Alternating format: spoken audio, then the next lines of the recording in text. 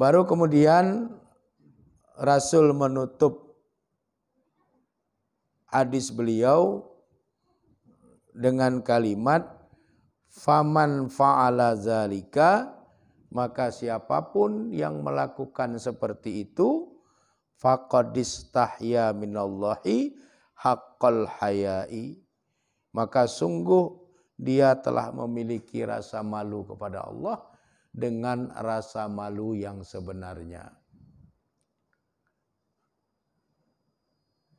Jadi Rasul memberikan karakteristik, memberikan ciri-ciri orang yang memiliki rasa malu kepada Allah, dan rasa malunya itu adalah benar-benar rasa malu.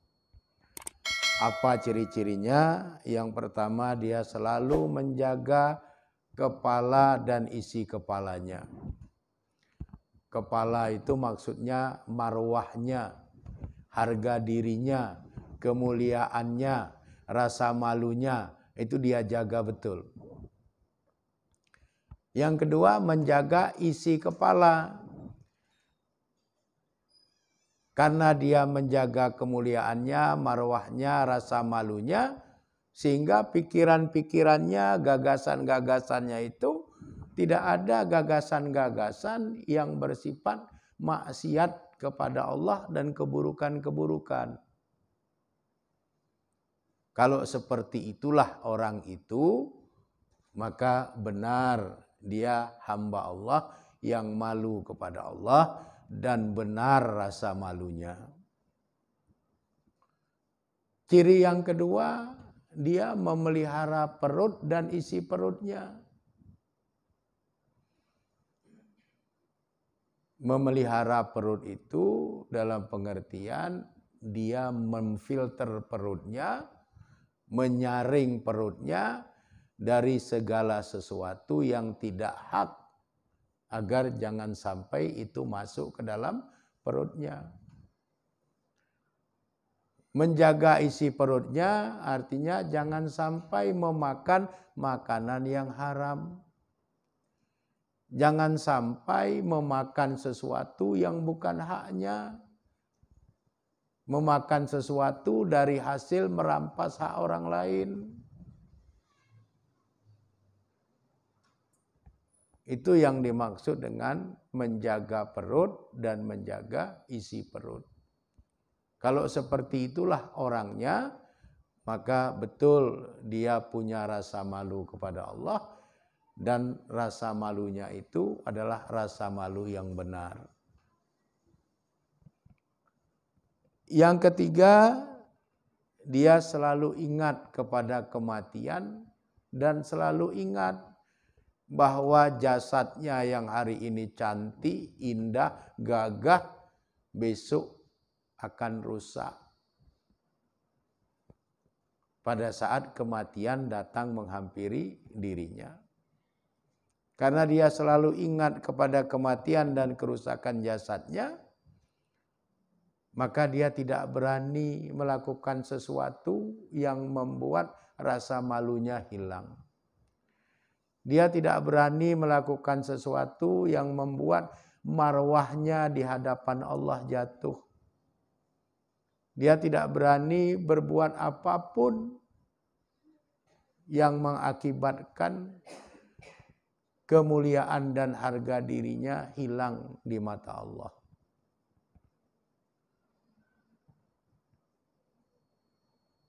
Kalau seperti itulah orang itu, maka dia benar malu kepada Allah dengan malu yang benar. Kemudian siapapun yang berkeinginan kehidupan akhiratnya lebih baik dari kehidupannya yang ada di dunia ini, kemudian dia bisa memilah dan memilih mana perhiasan-perhiasan dunia yang boleh dia ambil dan mana yang harus dia tinggalkan, maka orang yang seperti itu pun adalah orang yang memiliki rasa malu dan rasa malunya itu adalah benar. Tapi kalau tidak, maka itu semuanya tidak termasuk ke dalam kategori orang yang memiliki rasa malu kepada Allah. Kalaupun terlihat ada rasa malu, itu bukan rasa malu yang sebenar-benarnya rasa malu. Di dalam hadis yang diriwayatkan oleh Imam Bukhari dari sahabat Abdullah bin Mas'ud, Nabi bersabda, "Istahyu minallahi ta'ala haqqal haya'i." Malulah kamu kepada Allah yang maha tinggi dengan sebenar-benarnya malu. Fa innallaha qasama bainakum akhlaqakum kama qasama bainakum arzaqakum. Karena sesungguhnya Allah telah membagi di antara kamu akhlaqakum, akhlak-akhlakmu, kama sebagaimana qasama bainakum, Allah telah membagi di antara kamu arzaqakum, rezeki-rezekimu. Jadi semua kita dianugerahi rezeki oleh Allah. Tidak ada satupun hamba Allah yang telah Allah ciptakan yang tidak diberikan rezeki. Dan semua makhluk ciptaan Allah itu juga diberikan akhlak oleh Allah. Jadi hewan yang tidak punya akal itu juga punya akhlak. Melalui insting, melalui nalurinya.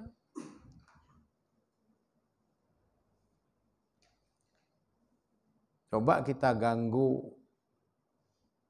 anak ayam yang baru menetas, pasti induknya mengejar kita. Itu naluri akhlak orang tua melindungi anaknya.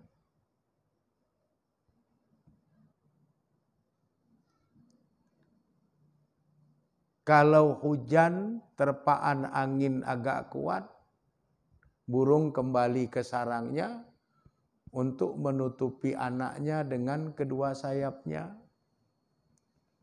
Itu naluri akhlak seorang ibu terhadap anaknya, meskipun itu hewan. Jadi Allah sudah membagi akhlak itu sebagaimana Allah sudah membagikan rezeki. Allah itu sudah menempatkan rasa malu kepada kita hamba-hambanya ini. Oleh karenanya jangan biarkan rasa malu itu hilang. Karena orang yang sudah kehilangan rasa malunya, dia kehilangan akhlaknya. Orang yang kehilangan akhlaknya sama dengan kehilangan agamanya. Karena yang mengikat agama seseorang itu adalah imannya. Sedangkan malu itu bahagian dari cabang iman. Sehingga orang yang kehilangan rasa malu, cacatlah imannya. Tidak akan pernah sempurna imannya. Dan ini perlu untuk kita tanamkan dalam diri kita dan juga generasi kita. Jangan suka melakukan hal-hal yang bisa menghilangkan rasa malu. Ya, seperti kejadian orang merekam aurat vitalnya hanya untuk mendapatkan uang banyak, itu melanggar tatanan agama, melanggar tatanan aturan ketatanegaraan, ya, merobohkan moral bangsa, merusak nilai-nilai akhlak dalam ajaran agama, maka semuanya keburukan. Tapi kalau kita tidak ingatkan, maka yang akan terjadi adalah orang yang penting bisa dapat uang banyak, masalah kehilangan rasa malu tidak lagi dipikirkan. Masalah kemudian tidak lagi bermarwah tidak lagi dipikirkan. Padahal begitu seseorang kehilangan rasa malu, maka itu akan menjadi catatan permanen dalam sejarah kehidupannya.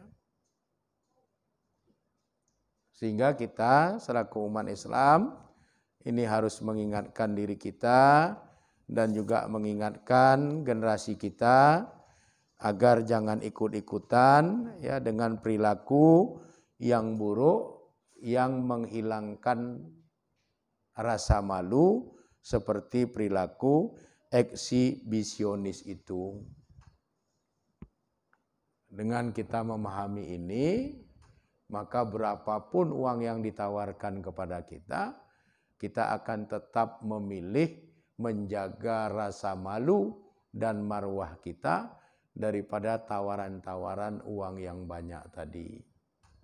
Karena dengan demikian, iman kita akan utuh, agama kita akan terpelihara, tidak ada hukum negara yang kita langgar dengan kita bisa menjaga rasa malu pada diri kita.